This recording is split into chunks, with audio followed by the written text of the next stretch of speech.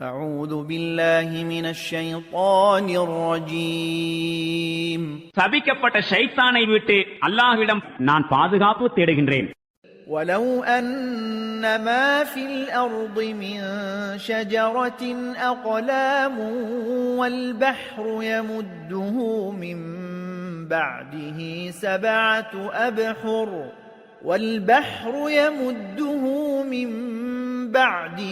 سبعة أبحر ما نفدت كلمات الله إن الله عزيز حكيم.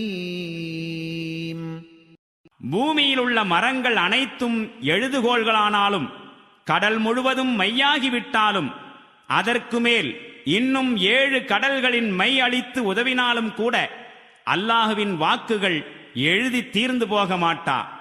திண்ணமாக அல்லாஹு வலிமை மிக்கவனும் நுண்ணறிவாளனும் ஆவான்.